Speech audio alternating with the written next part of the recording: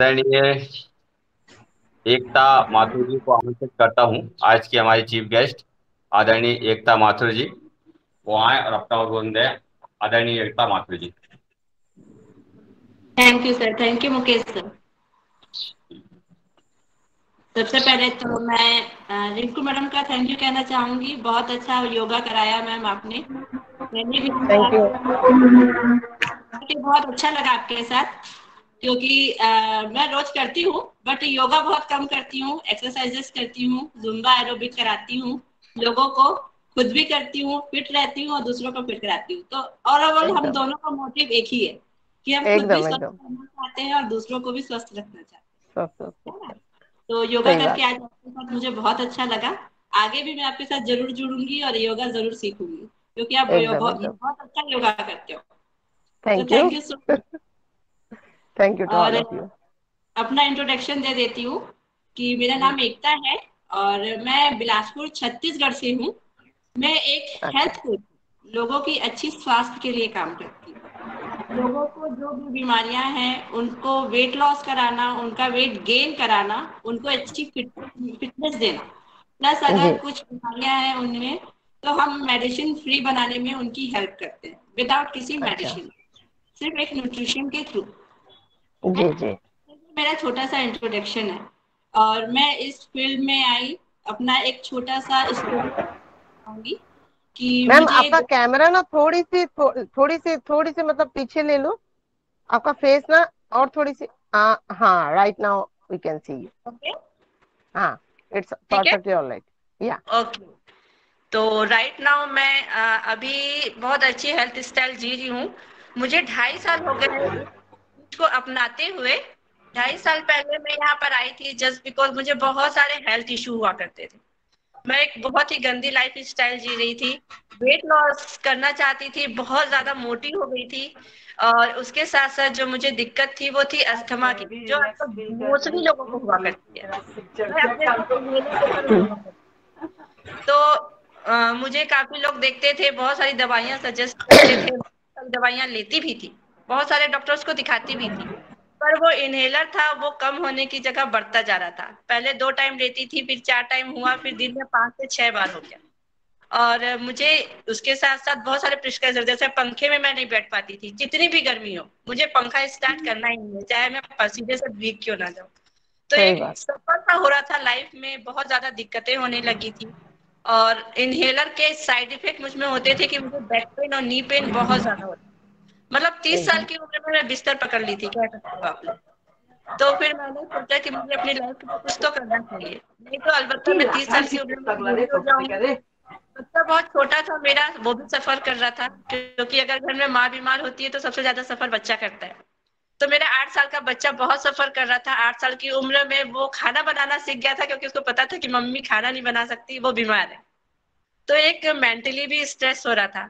तो मुझे मेरा गुड लक कहना चाहिए कि मैंने एक हेल्थ कोच से मिली ऐसी राह चलते हुए। और उन्होंने मुझे बताया कि मेरी एक कम्युनिटी है, वहां हम लोग ये सब चीजें करते हैं, ठीक कराते हैं, मैडम आप आइए, शायद आप ठीक हो जाए। मैं वहां गई और मैंने, उन्होंने जैसा जैसा कहा कि खाने पीने में थोड़े बहुत आपको चेंजेस करने हैं, थोड़े बहुत एक्सरसाइजेस करने हैं, पानी पीने का सही तरीका सिखाना है, तो वो सारी चीजें उन्होंने सिखाया। और 15 दिनों के अंदर मुझे रिजल्ट मिला कि मेरी रात की जो नींद थी, जो हर रोज डिस्टर्ब हुआ करती थी, वो ठीक हो गई। तो मुझे बहुत अच्छा लगा कि मैं बहुत अच्छे से सोई उस 15 दिनों के अंदर। तो मैंने वहां पे शेयर भी किया कि मैडम मुझे रात को नींद बहुत अच्छे से आ रही है, कुछ तो आप अच्छा कर रहे हो। तो उन्होंने कहा मैडम बस धीरज रखिए और जो हम बता रहे हैं आप उसे करते जाइए। मैंने उसे करते चली गई और 6 महीने में मुझे परफेक्ट रिजल्ट मिला कि मैंने अपना 10 kg वेट लॉस किया। और जो सबसे ज्यादा दिक्कत, मेरा इनहेलर वो लाइफ टाइम के लिए मेरा छूट गया। उस 6 महीने के बाद से लेके आज तक, मतलब मुझे 2 साल हो गए हैं लगभग, मैंने इनहेलर खरीदा ही नहीं है। मेरे घर में इनहेलर आना बंद हो चुका है। और पेन किलर जो मैं अपने बैक पेन और नी पेन के लिए पर डे खाया करती थी, वो भी मेरा आना बंद हो चुका है। तो मैं सिर्फ और सिर्फ न्यूट्रिशन और हेल्दी लाइफ स्टाइल को जी रही हूँ, अपने खाने पीने में थोड़ा बहुत चेंजेस करके। सारी चीजें खाती हूँ, किसी भी चीज से कोई परहेज नहीं। मीठा खाती हूँ, तीखा खाती हूँ, समोसा कचौड़ी भी अगर मन कर गया। लेकिन फिर भी अपने वेट को कंटिन्यू लॉस कर रही हूँ। और लॉस करने के साथ साथ मेरी स्किन में ग्लो आ रहा है, मेरी हेल्थ में ग्लो आ रहा है, और उसके साथ साथ मैं अपनी पूरी फैमिली को हेल्दी लाइफस्टाइल दूँ। क्योंकि जैसे ही अच्छी हुई मैंने इस चीज को सीखा कि मैम आप बहुत अच्छी चीज कर रहे हो, मुझे भी ये चीजें सिखा दो ताकि मैं भी अपने घर में सबको स्वस्थ कर सकूं। तो सबसे पहले इंसान जो अपना करीबी होता है उसे देखता है। मेरे करीबी मेरे हस्बैंड, मैंने सबसे पहले मेरी नजर उन पर गई जो 102 केजी के थे 13 सालों से। और मैं उनका वेट लॉस करने के लिए सारी चीजें कर चुकी थी, जिम से लेके डाइट से लेके सोना बेल्ट और ना जाने क्या क्या चीजें, पर उनका जो वेट था वो हिलता ही नहीं था, पूरा जिद्दी। पर जैसे ही मैंने लॉस किया मैंने उनका भी वही चीजें अपनाई जो मैंने खुद को अपनाई थी, उनको भी वही चीजें दी। और राइट नाउ उन्होंने अपना 18 केजी वेट लॉस कर चुके हैं और अभी भी उनका प्रोसेस जारी है। तो ये सबसे अच्छा रिजल्ट था मेरा। साथ साथ मैंने लोगों की भी, घर के बाहर घर के अंदर सारे लोगों की हेल्प की। ऐसे ही मुलाकात आप लोगों से हुई और आज मैं इस गुड कम्युनिटी से जुड़ी हुई हूँ। तो जो चीज मैंने की हूँ आज मैं आपसे वही बताना चाहती हूँ कि आप लोग और क्या क्या कर सकते हैं। मैं हेल्थ से रिलेटेड आप लोगों को कुछ चीजें बताऊंगी जो मैं सीखती हूँ, लोगों को सिखाती हूँ। तो सबसे पहले तो हम जो है अपने हेल्थ में अपने 5 पिलर के ऊपर काम करते हैं। अब हमारे 5 पिलर होते क्या क्या है? 5 पिलर में सबसे पहला आता है एक्सरसाइज, जो ऑलरेडी आप कर रहे हैं, जो रिंकू मैडम ने आज हमें कराया। तो थैंक यू रिंकू मैडम, एक पिलर पे तो आप बहुत अच्छे से काम कर रहे हो। तो एक जो एक्सरसाइज होता है हमारा, एक पिलर हमारा सबसे पहला पिलर वही होता है कि हमें अपनी बॉडी को एक एक्टिविटी में डालना है। एक्टिविटी में क्यों? क्योंकि आज हमारी लाइफ स्टाइल ऐसी हो गई है कि हम एक्टिविटी करते ही नहीं है। हमारे पास सब कुछ है, वॉशिंग मशीन है, घर में काम करने के लिए नौकरानी आती है, झाड़ू पोछा कर जाती है, खाना बना जाती है, बर्तन धो जाती है। हमारी बॉडी के कोई एक्टिवेशन नहीं है। हमें कहीं जाना भी है तो हम तुरंत गाड़ी निकाल लेते हैं, हम पैदल चलते ही नहीं है। ये हमारी लाइफ स्टाइल हो गई है जिसमें आधी बीमारियां हमें उसी चीज से पकड़ती हैं। तो एक एक्टिविटी बहुत जरूरी है। तो हम योगा कर सकते हैं, एक्सरसाइज कर सकते हैं जिस तरह से मैं करती हूँ, जुम्बा करती हूँ, एरोबिक करती हूँ, और कुछ नहीं तो डांस करती हूँ। जिस दिन नहीं कर पाई उस दिन 1 घंटा डांस कर लेती हूँ।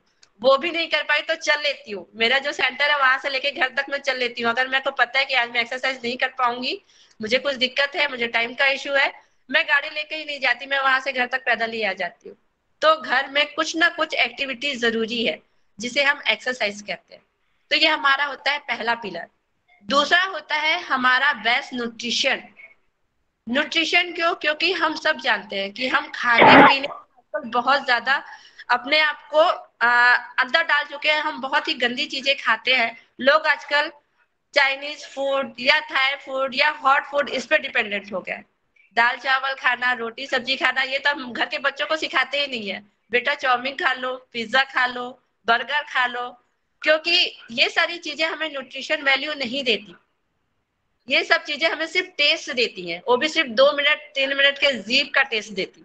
उसके बाद जो हमारी बॉडी के अंदर जाता है वो टोटली वेस्ट है, उसमें हमें कुछ भी नहीं मिलता है ना। आप सब एग्री करते हैं कि जो हम थाई फूड्स खाते हैं उनमें हमें कुछ भी नहीं मिलता है सिवाय थोड़े देर के टेस्ट के, है ना।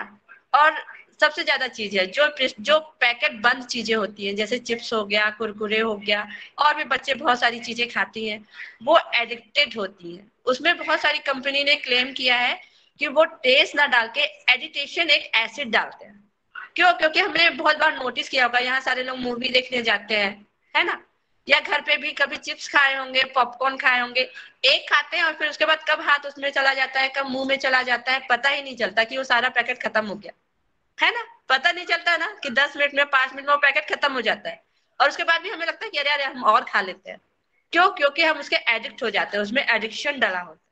तो वो चीजें हमें एडिक्ट करती है, ना कि वो हमें टेस्ट देती है। तो बहुत सारी कंपनी होती है कि उन्होंने क्लेम किया है कि ये चीजें जो सोडा चीजें वो हमें क्लेम नहीं करती, बल्कि हमें क्या चीज कॉम्पिटिटिव देती है? पानी।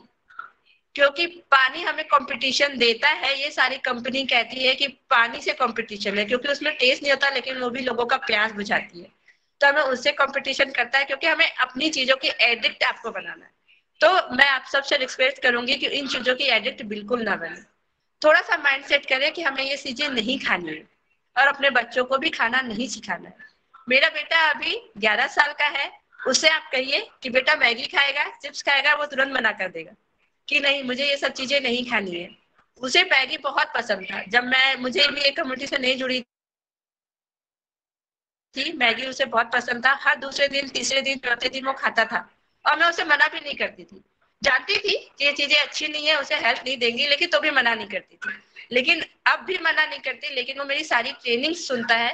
थैंक्स टू लॉकडाउन कि हमारी जो ट्रेनिंग है वो ऑनलाइन होने लगी और ऑनलाइन में मेरे सारे घर के लोग उसे सुनने लगे। मेरा बच्चा भी सुना और एक दिन वो खुद कहता है, मम्मा मैं मैगी नहीं खाऊंगा, आपके यहाँ सिखा रहे थे ना मैगी में अच्छी चीज नहीं होती, उससे वेट बढ़ जाता है, तो कल को मैं भी मोटा हो जाऊंगा, तो मैं मैगी नहीं खाऊंगा। तो एक छोटा सा बच्चा भी उस चीज को सीख गया, तो वो अब मैगी बिल्कुल भी नहीं खाता। चिप्स बिल्कुल भी दिक्कत, वो जिद ही नहीं करता कि मुझे चिप्स खाना है। अगर चिप्स खाना भी है तो बोलता है मम्मा घर का जो चिप्स है आप उसे फ्राई कर दो। तो मैं घर में सारी चीजें बनाती हूँ, जो चीजें बच्चों को पसंद होती है और उन्हें घर की ही चीजें देती हूँ। तो एक न्यूट्रिशन वैल्यू को आप समझे कि किस किस चीजों में हमें न्यूट्रिशन मिलेगा। तो एक न्यूट्रिशन वाली चीजें खाएं, घर से बनी हुई चीजें खाएं। अगर आपको समोसा कचौड़ी भी खानी है, घर पे बनाए, खुद भी खाए, बच्चों को भी दे। बाहर का हम समोसा खाते हैं, उसका ऑयल कितना ज्यादा ऑयली होता है। उस जो हलवाई है उस ऑयल को कितनी बार यूज करता है, रोज रोज रोज रोज वो उसी ऑयल को यूज करता है, कभी भी चेंज नहीं करता है ना। तो ऑयल क्या चीज होती है, उसको जितनी बार आप गर्म करेंगे उतनी बार उसकी कैलोरी बढ़ती जाती है, दुगनी होती जाती है। तो बाहर की चीजें खाने की बजाय आप उसे घर पर बनाइए, थोड़ा सा एफर्ट डालिए। घर में अगर एफर्ट डालेंगे तो आपका एक्सरसाइज भी होगा किचन में, वो चीजें टेस्टी भी बनेगी और घर में हेल्थ भी देगी। एग्री करते हैं आप लोग कि बाहर की चीजों को बजाय अगर हम घर में उन चीजों को बनाएंगे और घर में खिलाएंगे तो घर वाले खुश भी होते हैं, है ना। तो ये दोनों बेनिफिट है कि हम घर वालों को खुशी भी दे रहे हैं, साथ में हम घर वालों को टेस्ट भी दे रहे हैं और एक अच्छा न्यूट्रिशन भी दे रहे हैं, है ना। साथ में हम कुछ सप्लीमेंट भी यूज कर सकते हैं। जैसे अगर कुछ चीजें हमें ऐसा लगता है कि घर की चीजों से हम ठीक नहीं हो रहे हैं, तो बाहर ऐसी कई चीजें मिलती हैं, आप ऐसे लोगों से संपर्क कर सकते हैं जो आपको एक अच्छा न्यूट्रिशन दे सकते हैं और आपको वो जरूर एक अच्छा हेल्दी न्यूट्रिशन देंगे। जैसे मैं खुद भी पीती हूँ और लोगों को देती भी हूँ, मैं अभी पी भी रही हूँ। ये मेरा एक हेल्थ ड्रिंक है जो मैं इसे पर डे लेती हूँ, जो मेरी कोच ने मुझे दिया था, जो एक एनर्जी ड्रिंक है। और इसे हम सबको देते हैं ताकि उन्हें थकान ना हो। इसे 2 साल के बच्चे से लेके हर उम्र के लोग ले सकते हैं। तो ये एक ऐसा एनर्जी ड्रिंक है जो मुझे दिया गया था ताकि मुझे अंदर से इम्यूनिटी बढ़े और जो मेरा अस्थमा है वो ठीक हो। तो ऐसे बहुत सारे कोचेस होते हैं जो आपसे संपर्क आपने कर सकते हैं और आप उनसे न्यूट्रिशन ले सकते हैं, है ना। और एक सजेशन इसके साथ ये भी है कि मैं न्यूट्रिशन आपको सजेस्ट तो कर रही हूँ, पर इसे ऑनलाइन आप कभी भी सर्च ना करें, क्योंकि अमेजन, फ्लिपकार्ट में ये सब चीजें मिलती हैं, पर उसके साथ आपको एक हेल्थ कोच नहीं मिलता जो आपको बताएगा कि इसे लेना कैसे है। और इन केस अगर इसको लेने के बाद आपको साइड इफेक्ट हुआ तो आप किसी पे भी क्लेम नहीं कर सकते हैं। तो जब भी अगर आप न्यूट्रिशन लेना चाहें तो एक प्रॉपर हेल्थ कोच से ले, जो इसके बारे में जानता है, जो इसकी कंपनी को जानता है, जो इसके तरीकों को जानता है। और इन केस अगर आपको कुछ दिक्कत होता है तो आपके सही तरीका आप उसे क्लेम कर सकते हैं, है ना। तो ये सेकंड पिलर हुआ हमारा न्यूट्रिशन। अब थर्ड पिलर क्या होता है? थर्ड पिलर हमारा होता है स्लीप। आप सब एग्री करते हैं कि अगर हम योगा करेंगे, अच्छा खाना खाएंगे, पर रात भर सोएंगे नहीं, तो क्या हमारी हेल्थ अच्छी होगी? हो सकती है क्या मुकेश सर? अगर मैं रात को आपको सोने ना दूं, 4-5 रातें लगातार जगा लूं, तो क्या छठवें रात आप योगा करने लायक रहेंगे? नहीं। तो हमारा थर्ड पिलर होता है स्लीप। तो हर उम्र के लिए एक टाइम लिमिट है कि कितनी देर हमको सोना है। एक छोटा बच्चा जब पैदा होता है तो उसे 20 से 22 घंटा सोना होता है और वो सोता है। लेकिन वही बच्चा जब बड़ा हो जाता है तो उसे कम से कम 6 से 7 घंटे की नींद चाहिए होती है, जो वो नहीं लेता। स्पेशली आज के में, आजकल हम मोबाइल लेते हैं, फेसबुक, इंस्टाग्राम खोलते हैं, रील खोलते हैं, स्क्रॉल करते करते कब 2 घंटे बीत जाते हैं पता नहीं चलता। और उसमें सोने का टाइम चला जाता है। हम सोते कब है? 12 बजे, और उठते कब है? 9 बजे। तो this is not best time. सोने का सही टाइम होता है आप 10 बजे सो जाइए और सुबह सवेरे सूर्य उदय के 1 घंटे पहले उठ जाइए। ये होता है सही टाइम। अगर इस टाइम आप उठते हैं, सूर्य उदय से पहले अगर आप उठ जाते हैं, तो सूर्य जो आपकी पहली किरण आपके शरीर पर पड़ती है, चाहे आप घर के अंदर ही क्यों ना हो, अगर आप जागे हुए हैं तो उसमें विटामिन डी मिलता है आपको सूर्य की पहली किरण से। और वो विटामिन डी आपको बहुत सारी बीमारियों से बचाता है, बहुत सारी। ये मेरा खुद का एक्सपीरियंस है, क्योंकि मैं पहले बहुत लेट उठा करती थी मुझे नींद ही नहीं खुलती थी, मैं 8 बजे से पहले नहीं उठती थी, चाहे मेरा बच्चा स्कूल ही क्यों ना जाता। अगर वो 9 बजे जाएगा तो मैं 8:30 बजे उसका टिफिन बना दूंगी, बिना नहाए धोए टिफिन बना के उसे भेज दूंगी। पर ये चीज मुझे सिखाई गई कि अगर आप सूर्योदय से पहले उठेंगी तो आप स्वस्थ रहेंगी। सिर्फ सूर्योदय से पहले उठिए, बाकी आपको कुछ नहीं करना है। मैंने ये एक्सपीरियंस किया कि मैं सूर्योदय से पहले उठी और मेरी काफी अच्छी हेल्थ होने लगी। मुझे बहुत कुछ बेनिफिट उसी से होने लगा कि सूर्योदय से पहले आप उठिए, भले ही आधा घंटा पहले उठिए, पर सूर्योदय से पहले उठ जाइए। और सोना कब है? 10 बजे के बाद आप सो जाइए। 10 बजे के अंदर, 10 से 10:30 बजे आपको सो जाना है। अच्छी नींद आपकी आ जानी चाहिए। और एक बेहतरीन नींद क्या होती है, जैसे कुछ लोग होते हैं हम सो तो रहे थे लेकिन उनको पता है अरे यार 11 बजे वो उठा था, फ्रिज खोला था, 12 बजे वो उठा बाथरूम गया था, 1 बजे वो उठ के कहीं बाहर गया था, दरवाजा खोल के गया था। दिस इज नॉट अ नींद, इसको नींद नहीं कहते। नींद क्या है? एक बार अगर हम सोए, जब तक हम उठे दिन बीच में क्या हुआ हमको बिल्कुल नहीं पता, बिल्कुल बेहोश थे। तो बिल्कुल मेरी नींद ऐसी ही होती है कि बीच में क्या होता है मुझे बिल्कुल पता नहीं होता है। इसे होता है, इसे हेल्दी नींद कहते हैं, हेल्दी स्लीप। तो हमें कोशिश करना चाहिए कि एक हेल्दी स्लीप ले। हेल्दी स्लीप, कुछ लोग क्या होते हैं, जैसे कुछ लोग हाउस वाइफ है, मेरे पास बहुत सारे लोग होते हैं, मैडम हम दोपहर में सो जाते हैं इसलिए हमें रात को नींद नहीं आती। तो दोपहर में सोना क्यों है? दोपहर में सोना है तो सिर्फ 10 से 15 मिनट, है ना, एनर्जी स्लीप जिसे कहते हैं। पर अगर आप 15 मिनट से ज्यादा दोपहर में सो रहे हैं तो वो एक अनहेल्दी लाइफ को आप न्योता दे रहे हैं। तो दोपहर में कभी भी ना सोइए। अगर यहाँ पे महिलाएं हैं, अगर आप हाउस वाइफ हैं, घर में दोपहर में फ्री हो जाती हैं, तो बिल्कुल ये प्रेफर मत कीजिए कि हम फ्री हो गए हैं तो सो जाते हैं।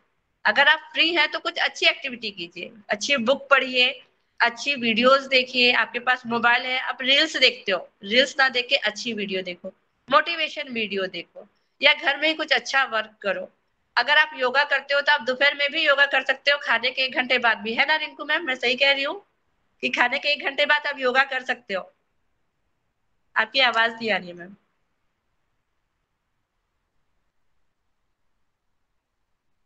जी प्राणायाम कर सकते हैं मैम, जी प्राणायाम। जी, तो खाने के 1 घंटे बाद आप प्राणायाम कर सकते हो, तो बिल्कुल प्राणायाम करो। और कुछ भी नहीं तो आप घर में कुछ अच्छे बना सकते हो, कर सकते हो, कुछ सोच सकते हो कि शाम को हमें क्या करना है, कैसे हमारी फैमिली आएगी तो हमें उसे खुश करना है। नॉलेज के लिए योगा का बुक भी पढ़ सकते हो, कुछ जी सीख ही ले 2 लाइन लाइफ के लिए। हाँ, तो मैं वही एकदम कि कुछ अच्छी बुक पढ़ सकते हो। तो बिल्कुल कोशिश कीजिए कि हम दोपहर में ना सोए, और अगर आप दोपहर में ना सोएंगे, 1 घंटा एक्सरसाइज करेंगे, योगा करेंगे, तो रात को 10 बजे आपको एनी हाउ नींद आने लगेगी। आप कोशिश करके देखिए एकदम कि अगर दिन भर में आपने 1 घंटा एक्टिविटी की है, दिन भर सोए नहीं है, 10 बजे अगर आप बिस्तर में सोएंगे, 5 मिनट के अंदर आपको नींद आ जाएगी, है ना? तो 10 बजे सोइए और सुबह 5:30 बजे से उठ जाइए। तो ये आपकी सबसे पहली सीढ़ी होती है स्वस्थ रहने। और ये हमारा थर्ड पिलर होता है सोना। और आजकल इसके लिए बहुत लोग कमजोर है, क्योंकि फोन उठा लेते हैं 10 बजे से 12 बजे तक फोन देखते रहते हैं, 1 बजे तक देखते रहते हैं और फिर सोते हैं। तो ये हेल्थी लाइफ स्टाइल आपको मिलेगी कैसे? तो ये सब चीजें आज से बिल्कुल नहीं करनी है। तो कौन कौन है जो आज से बिल्कुल नहीं करेगा, फोन नहीं उठाएगा सोते समय? 1 घंटे पहले फोन टीवी सब बंद कर दिया कीजिए। 9 बजे से टीवी सारी बंद, फोन बंद। मेरा फोन 9 बजे स्विच ऑफ हो जाता है, 10 बजे मैं सो जाती हूँ। ये कोशिश करना कि 9 बजे आपका फोन बंद हो जाए। तो कौन कौन करेगा आज से कि 9 बजे उसका फोन बंद हो जाएगा और 10 बजे सो जाएगा? चलिए, मेरे तो तो होते ही है मैम। जी मेरे तो होते ही है 10-10 में। मेरा daily each and every night 10-10 में मुझे मोबाइल बस अभी अलार्म लगा के उसको बंद करने ही है कैसे भी करके। और मैं डेली सुबह 4 बजे उठती हूँ। अरे मेरी बेटी 4 बजे उठने है, और रात को 10 से लेकर 10:30 के अंदर में मुझे सोना ही है कैसे भी करके। और ये जो है मेरी बेटी इस बार डिग्री फर्स्ट ईयर में है, तो उसको भी कॉलेज का इशू रहता है, तो मम्मा जल्दी उठना। मेरे सुबह के 6:30 से लेके 11:30 1:15 तक का मेरा योगा का क्लास रहता है, back to back back to back. तो कुछ ही दिन हुए हैं मुझे जॉब भी मिला है योगा इंस्ट्रक्टर के रूप में एक तिनसुकिया कॉलेज में। तो बस मतलब मंडे टू फ्राइडे और सैटरडे संडे को भी मुझे सुबह का ऑनलाइन के क्लासेस रहते हैं, ये निकलते हैं अपने दुकान के तागादा के लिए। तो इसीलिए मतलब किसी का ऑडियो ऑन है, शायद वहां पे कुछ नारे का साउंड आ रहा है। योगा फ्रॉम उनका ऑडियो ऑन है। जी, जी। तो सुबह का मतलब मुझे डेली वापस ऑन हो गया सर उनका। ओम ओम। ओम कविता है। ओम ओम। हेलो। ओम, बहुत हाँ। अच्छा लिया क्लास आपने। मेरी रेल निकल रही है, मैं दिखाती हूँ आपको। अच्छा अच्छा। ओ, स्वतंत्रता दिवस की, अच्छा। अरे झंडा, वाह। तिरंगा झंडा लगाइए। हाँ, और भारत माता की जय। वंदे मातरम। भारत माता की जय, वंदे बहुत मातरम। बहुत अच्छा लिया क्लास आपने। और हम थैंक यू। 9:30 बजे सोते हैं, फिर 4:30 बजे उठते हैं। बस उठते हम हैं। ज्यादा से ज्यादा दोपहर को नहीं सोते हैं। चलो, टाइम ही नहीं सभी बचता को दोपहर को सोने के लिए। टाइम ही नहीं बचता। आप एकता जी, आपका ऑडियो ऑडियो ऑफ है। ऑडियो ऑन करें। एकता जी, आपका ऑडियो ऑफ है। एकता जी आवाज नहीं आ रही आपको।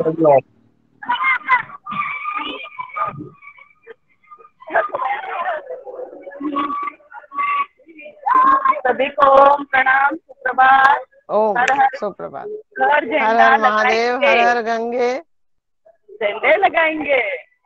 हाँ, सबके घर घर झंडे। Yes sir. रैली निकल रही है हमारा योग की, पतंजलि ठीक योग ठीक। की। अच्छा अच्छा अच्छा। ओम हेलो, ओम ओम। हाँ जी बोलिए। हाँ जी, अभी आ रहे आवाज हैं। आ रही है ना? जी। अभी आ रही तो है। हम थे कि मैं अपने 5 पिलर के बारे में बता रही थी, जिसमें हमारे 3 पिलर कंप्लीट हो चुके थे। तो हमारे 3 पिलर कौन कौन से थे? Exercise, nutrition and sleep, better sleep. Yes. तो देखिए, काफी ध्यान से आप लोग सुन रहे हैं कि हमारे 3 पिलर कौन कौन से। अब आती हूँ मैं अपने 4th पिलर पे, कि हमें अपने 4th पिलर पे कौन से काम करना है। तो हमारा 4th पिलर होता है पानी, जो बहुत ही इंपॉर्टेंट रोल होता है, क्योंकि हमारी बॉडी 75% जो है पानी से बनी हुई है, और कभी कभी हम उन्हें वही नहीं देते, तो हम स्वस्थ कैसे रहेंगे, है ना? जैसे मेरा पर्सनल एक्सपीरियंस है कि मैं पहले जो है पानी नहीं पीती थी। दिन भर में 1 गिलास पानी पी ली तो बहुत बड़ी बात है। अगर दूसरा गिलास पी ली तो मैं बोलती थी आज मैं 2 गिलास पानी पी ली हूँ यार, अब मैं नहीं पीऊंगी, मेरा पेट भर गया है, खाना नहीं खाना मेरे को। तो ये सबसे बुरी आदत थी मेरी, कि मैं पानी बिल्कुल भी नहीं पीती थी, और पीती भी थी तो खाने के साथ पीती थी। जब मैं खाना खाने बैठती थी तभी मेरा पानी का गिलास मेरे साथ रहता था, और मैं उसी बीच में अगर पानी पी ली तो पी ली, बाकी टाइम तो मुझे याद ही नहीं रहता था। तो मेरी जो कोच थी, सबसे पहले मुझे पानी पीना ही सिखाया था कि एकता मैडम, सबसे पहले जो है आपको पानी पीना है। कैसे पीना है वो भी सिखाया, कि पानी पीने का तरीका होता है, जो कभी कभी हम लोग कहते हैं कि वेट लॉस के लिए आते हैं, मैडम मैं तो 5 लीटर पानी पीता हूँ फिर भी मेरा फैट लॉस नहीं होता, मैं तो 7 लीटर पीता हूँ मैडम, मैं तो 8 लीटर पी लेता हूँ। 8 लीटर पानी पीते हो तो भाई जाता कहाँ है, फैट लॉस होता क्यों नहीं है? क्यों? क्योंकि वो गलत तरीके से पीते हैं। जो पानी वो पी रहे हैं, गलत तरीके के पीने से वजह से वो उनकी बॉडी ऑब्जर्व नहीं कर रही है, और उसको पूरा फ्लश आउट कर रही है। आपने नोटिस किया है कि अगर आपने 1 गिलास पानी लगातार पिया एक बार में, तो मुश्किल से 15 या 20 मिनट आपको यूरिन आ जाती है, और आपको फ्लश आउट करने जाना होता है। नोटिस किया है कभी? है ना? पर मैं 3 लीटर पानी भी पी लेती हूँ, और मैं एक बार भी वॉशरूम नहीं जाती। क्यों? क्योंकि मुझे बॉडी में पानी ऑब्जर्व करना सिखा दिया गया है। मुझे कई लोग कहते हैं मैडम पानी ज्यादा पियो, वॉशरूम जाना पड़ता है। नौकरी कर रही हूँ, कहाँ बार बार जाऊंगी, कैसे करूंगी मैडम, मैं टीचर हूँ, क्लास लेना पड़ता है, वॉशरूम जाऊंगी तो बार बार क्लास छोड़ के जाना पड़ेगा। ऑफकोर्स प्रॉब्लम होती है, अगर आप ज्यादा पानी पियोगे, स्टार्टिंग में आपको प्रॉब्लम होगी, वॉशरूम तो जाना पड़ेगा। पर धीरे धीरे आपकी बॉडी जब ऑब्जर्व करना सीख जाएगी, पानी को ऑब्जर्व करना सीख जाएगी, जैसे आप मुझे मुश्किल से 6 महीने हुए थे, मेरी बॉडी को सिखा दिया गया था ऑब्जर्व करना। तो मैं 3 से 4 लीटर पानी पीती हूँ, और मुश्किल से दिन में 2 या 3 बार ही वॉशरूम जाती हूँ, तो मुझे वो दिक्कत नहीं होती। तो वो चीजें हमें सिखाई जाती हैं। अब पानी आपको पीना कैसे है और कितना पीना है, ये सवाल होता है कि मैडम पानी पीना कितना है। तो कौन कौन जानता है कि पानी पीना कितना है? मुकेश सर, कितना पानी पीना है हमको दिन भर में? आवाज नहीं आई सर। जी आप बताइए। मैं बताऊं आप कितना पीते हैं? हम तो 3-4 लीटर पी लेते होंगे। 3 या 4? अब ये मालूम नहीं है कितना पी लेते हैं मगर। चलिए तो नाप के बताइएगा, आज नाप के पीजिएगा, 3 लीटर पीते हैं कि 4 लीटर पीते हैं, है ना? तो मैं आपको एक नाप बताती हूँ कि पानी आपको पीना कितना है। आप सबको अपना वेट पता होगा, कितना वेट है आपका, है ना? आपको पर 20 kg 1 लीटर पानी की जरूरत होती है, ना उससे ज्यादा ना उससे कम। पर 20 केजी 1 लीटर पानी ही आपकी बॉडी को जरूरत है। जैसे अगर मैं 54 केजी की हूं तो मुझे सिर्फ 3 लीटर पानी ही पूरे दिन में पीना है ना। अगर मैं एथलीट्स हूँ, जैसे अगर मैं कुछ गेम करती हूँ या बहुत ज्यादा एक्सरसाइज कराती हूँ, तो उसमें से मैं आधा लीटर 1 लीटर ज्यादा पी सकती हूँ, क्योंकि मुझे पसीना ज्यादा आता है ना। एथलीट लोगों का पसीना ज्यादा आता है, जो लोग धूप में काम कर रहे हैं, या ऐसे लोग जो बहुत कंटिन्यू धूप में काम करते हैं, फील्ड वर्क कर रहे हैं, धूप ही धूप में घूम रहे हैं, तो उन लोग भी 1 लीटर पानी एक्स्ट्रा पी सकते हैं। पर जो लोग नॉर्मली है, हाउस वाइफ है, घर पे रहते हैं, ज्यादा घर के बाहर नहीं निकलते, थोड़ा बहुत एक्सरसाइज करते हैं, वो लोगों को उन लोगों को 20 किलो में 1 लीटर पानी ही चाहिए, ना उससे कम ना उससे ज्यादा। अगर आप उससे ज्यादा पियेंगे आपको वॉशरूम ज्यादा जाना पड़ेगा, उसे कम पियेंगे तो बॉडी को पानी की कमी हो जाएगी, है ना। तो ये होता है एक माप, जो आप खुद नाप सकते हैं कि आप कितने केजी के हैं, उसके अनुमान से आप पानी पी सकते हैं। अब सही तरीका पानी पीने का होता है। पानी तो आपने पी लिया कि ठीक है मुझे 3 लीटर पानी की जरूरत है, तो मैंने 3 लीटर पानी एक साथ रखा, एक बार 1 घंटा बैठा और 3 लीटर खत्म। क्या ये सही तरीका है? नहीं। तो हमें पानी पीना कैसा है, हमने बहुत थोड़ा थोड़ा सा धीरे धीरे, अगर हम 1 गिलास पानी लेके बैठे हैं तो उसको 5 मिनट दीजिए, उस 1 गिलास पानी को धीरे धीरे कर कर सिप सिप कर कर उस पानी को पीना है आप, तो वो बॉडी ऑब्जर्व करेगी। एक नोटिस बताती हूँ, एक उदाहरण बताती हूँ आपको। आपके घर, सभी के घर में गमले होते होंगे पानी के, सॉरी पौधों के गमले लगाए हैं आप लोगों ने, पौधे लगाए होंगे सबने घर में। एक तुलसी का पौधा तो होगा ही घर में, किसी ना किसी के, सबके घर में होता है, गमले लगे होते हैं। अगर आप उस गमले में 1 बाल्टी पानी एक साथ डाल दें तो क्या होगा? या तो वो ओवरफ्लो हो जाएगा, या नीचे से जो छेद होता है मिट्टी के थ्रू वो बाहर आ जाएगा। लेकिन वही 1 बाल्टी पानी आप हर 10 मिनट में, 15 मिनट में 1 1 गिलास करके डालें। 1 गिलास पानी डाला, फिर 10-15 मिनट घूम के आ गए, फिर 1 गिलास डाला, फिर 10-15 मिनट घूम के आ गए, तो क्या होगा? उसका थोड़ा पानी भी बाहर नहीं निकलेगा, वो सारा 1 बाल्टी पानी उस मिट्टी ऑब्जर्व कर लेगी। तो सेम होती है हमारी बॉडी भी। अगर हम धीरे धीरे,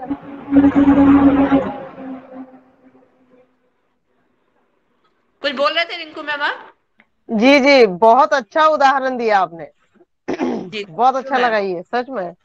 तो ये हाँ, जब भी सेम हम हमारी लोग ज्यादा बॉडी पानी डालते हैं में, तो वो तो ओवरफ्लो जितना पे निकल जाती है। ओवरफ्लो होकर वो निकल जाएगी।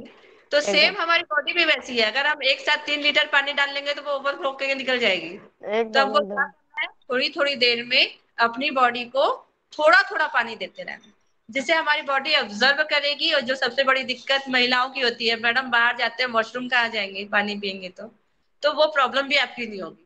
ऑब्जर्व करेगी सही बॉडी, बात। आपको वॉशरूम नहीं जाना पड़ेगा। अब पानी पीने का सही तरीका क्या होता है, आपको पीना कैसे है, ये मैं आपको सिखाती हूँ। ये देखिए, ये मेरा हेल्थ ड्रिंक है, इसको मैं पी रही हूँ, मुझे ध्यान से देखिएगा। ये देखिए,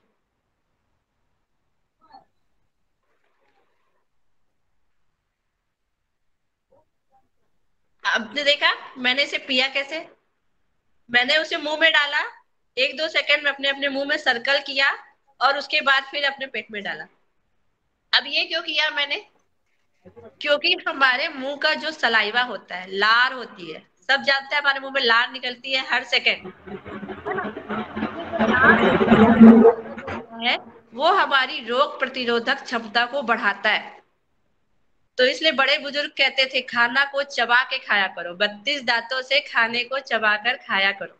क्यों? क्योंकि जितना चबाएंगे उतना हमारे मुंह का सलाइवा बनेगा, और उतना वो हमारे पेट में जाएगा।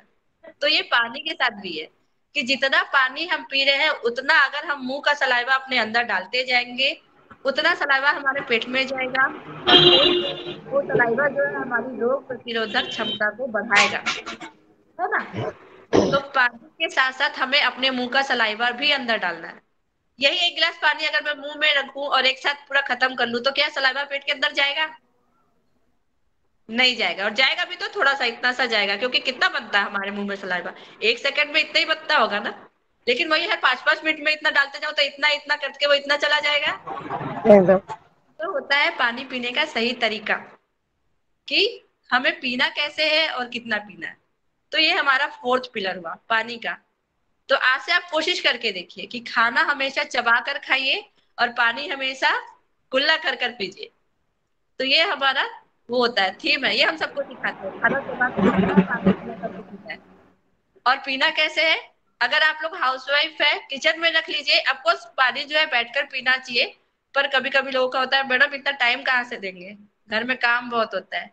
तो एक हाउसवाइफ मैं भी हूँ भाई, मेरे घर में भी पति है, बच्चा है, ससुराल है, लेकिन तो भी मैं पानी पीने के लिए टाइम देती हूँ, क्योंकि टाइम हमें हेल्थ के लिए निकालना है। क्योंकि कल को अगर वही। हम बिस्तर पकड़ लेंगे तो परिवार वालों की सेवा कैसे करेंगे, पति की सेवा कैसे करेंगे। वो पति शिकायत करेगा तू तो बिस्तर में ही पड़ी रहती है, मेरी सेवा कैसे करेगी, तू रह तो खुद सही का हम ही लोग नहीं का। होगा, खुद है की ना। सेवा ही नहीं होगी। जी। तो सबसे पहले प्यार कीजिए खुद से। अगर खुद से वही प्यार बात। करेंगे, अपनी देखभाल करेंगे, तो कल बच्चों की और पति से प्यार करेंगे और उसकी सेवा करेंगे। सबसे। है ना। तो यहाँ पे जितने भी लोग हैं पहले खुद से प्यार करना सीखिए, खुद से प्यार करेंगे तो ही दूसरों से प्यार कर पाएंगे। क्योंकि अगर खुद से ही प्यार नहीं करेंगे तो दूसरों से प्यार करने के लिए आप बचेंगे ही नहीं। तो थोड़ा सा टाइम निकाल के बैठकर पानी को थोड़ा टाइम देकर पीजिए। और इन केस अगर आप बिल्कुल भी बैठकर टाइम नहीं दे पा रहे हैं, तो किचन में आप काम करते होंगे, किचन में पानी रख लीजिए 1 लीटर का, थोड़ी थोड़ी देर में काम करते जाइए, उस पानी को पीते जाइए। तो इससे क्या होता है कि अगर आप खड़े होके भी पी रहे हैं, अगर थोड़ा थोड़ा पी रहे हैं तो बहुत स्लो से जा रहा है हमारे अंदर, नहीं करता कि हम बैठ के नहीं पी रहे हैं। अगर आप ज्यादा पानी पी रहे हैं तो फिर बैठ जाइए, एक एक घुट अगर 10-10 मिनट में 5-5 मिनट में ले रहे हैं तो आप खड़े खड़े भी पी सकते हैं। वो आपकी जो घुटने हैं उसको उतना हार्म नहीं करेगा। है ना। तो ये सही तरीका भी होता है पानी पीने का। तो ये हो गया हमारा 4th पिलर।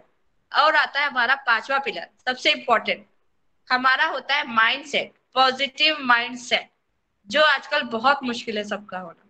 किसी भी चीज, एक छोटा सा टॉपिक भी अगर आप लेंगे ना, अरे यार तेरा काम कैसा चल रहा है, तो वो क्या बोलेगा, अरे यार कहाँ काम चल रहा है, बहुत मेहनत करनी पड़ती है, पैसा उतना मिलता नहीं है। क्या हुआ, यहाँ पे नेगेटिविटी आ गई। वहीं पे अगर मैं बोलूं मेरा काम बहुत अच्छा चल रहा है, थोड़ी सी मेहनत करती हूँ, पैसा बहुत आता है ना, पर मेहनत कर रही हूँ पर पैसा बहुत आ रहा है, यहाँ पे मेरा क्या हुआ, पॉजिटिव माइंड सेट। तो उसमें हमें आगे काम करने की उम्मीद भी मिली कि अरे यार सामने वाला, अगर मैं रिंकू मैडम को बोलूं मैडम मैं थोड़ा सा काम करती हूँ, 5 मिनट काम करती हूँ, मुझे 5 लाख मिलता है, मैडम की पॉजिटिविटी बढ़ेगी, अरे यार ये 5 मिनट काम करके 5 लाख कमाती है, तो मैं तो 10 मिनट काम करके भी कमा सकती हूँ, पॉजिटिविटी।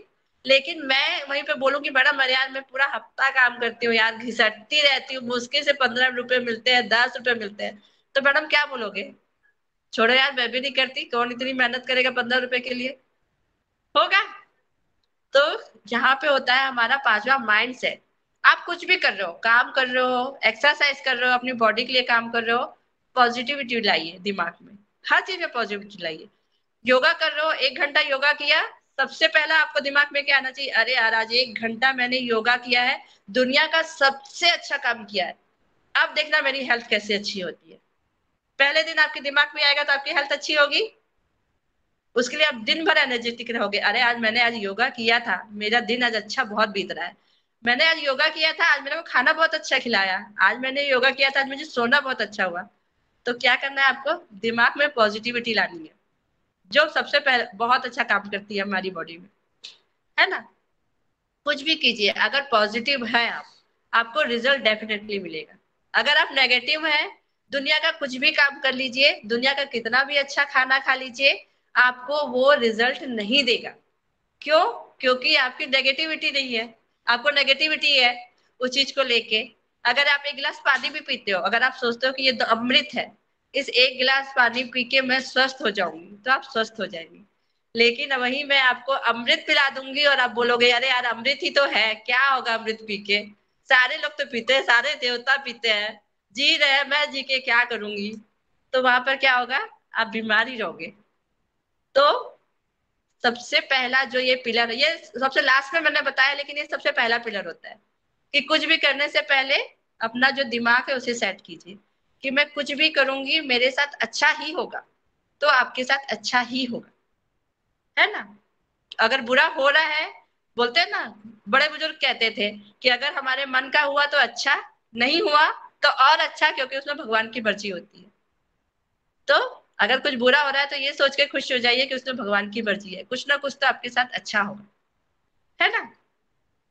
तो ये माइंडसेट लेके चलिए।